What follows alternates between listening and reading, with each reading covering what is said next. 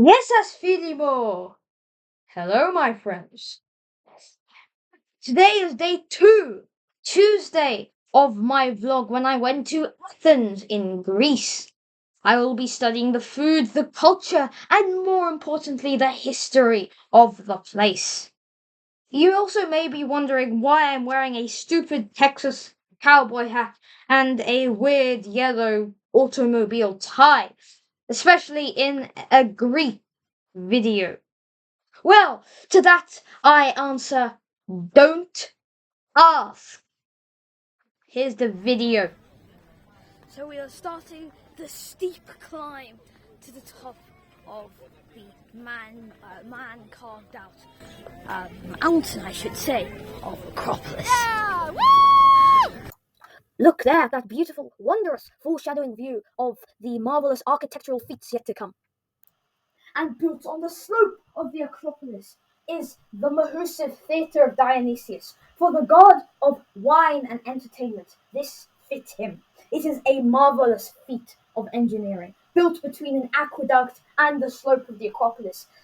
Sound echoes back and forth so that everyone in the theatron, the crowd, could hear what was being spoken in the orchestra, the stage. And it was also so that they could see what was happening in the orchestra, the stage. It is really, really big, and to do it on this scale is ingenious. And now we can start to see the man-made bricks that made the original and first Acropolis, which was meant to be built for a Mycenaean king as his fortress. And boy, it was a good one. It had a viewpoint of all Athens, and you could see whether there was an attack for miles. You would have a long time to prepare, and it was high up, so one could easily defend the fortress because it would be hard for archers to fire arrows upwards, and it's hard to scale a nearly vertical man-made mountain. Now here we are at the grand entrance. Walking through these gates, these great big gates, also known as the Propylaea, feels jaw-breaking. They were built between 437 and 432 BC, so a long, long time ago, but they still seem very, very big. When the Acropolis was blown up, which I will come to that later, as you may see that the roof was blown off, which is kind of sad, really. And here is the Parthenon. Yes! A temple built for Athena, Parthenos, the Virgin Athena, on the top of the Acropolis. On the side of the Parthenon, you may be able to notice that there are some frescoes commemorating the time when Athena bested Poseidon in a gift battle which decided who would be the patron of Athens. In the end, it was Athena. Athena, Athens, Athens, Athena. And this is a better view from the inside of the entrance to the Acropolis.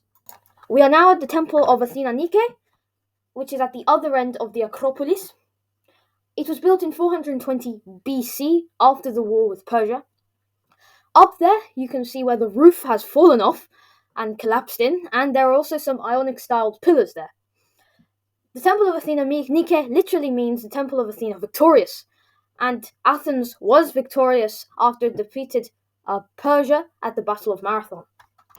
And here is the view of the Temple of Athena Nike from the side. You can see the 6 sort of columns of Athena looking out towards her city of Athens. And here we are at the magnificent Parthenon. This mighty building is a building that I'm sure you've all heard of.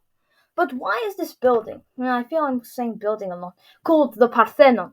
Well, it was dedicated to the Virgin Athena, Athena Parthenos. So, the name Parthenon means the house of the Virgin.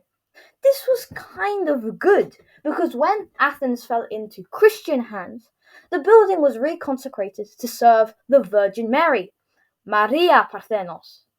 Very, very handy indeed. These are the Parthenon pillars. They are actually slightly convex, which means they slightly bulge out. They bulge out. This somehow makes the building look more symmetrically beautiful.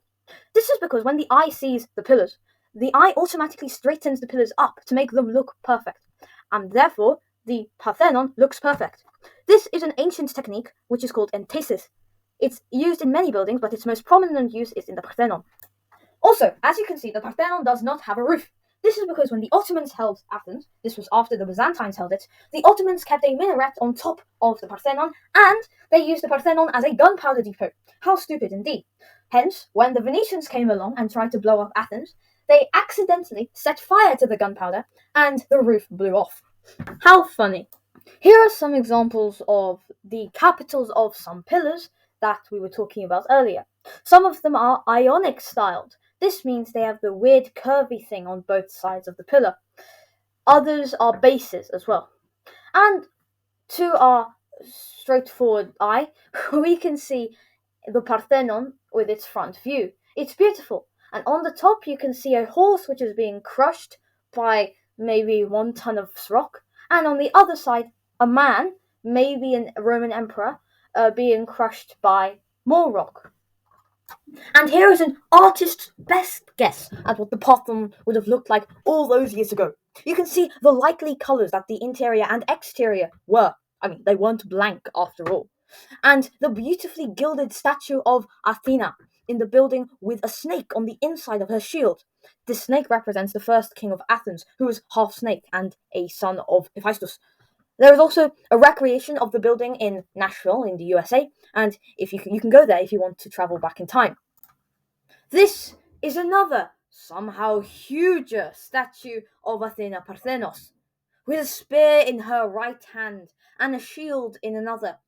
This goddess of wisdom and war places a looming presence over her city. Put everything together and voila! You have a nice sketch of the Acropolis. You can see the Parthenon, the huge statue, the Temple of Athena Nike, the Propylaea, and the Theatre of Dionysius. Moi. All in all, the Acropolis in Athens. Now please like, share, and subscribe this video. What are you waiting for? Go!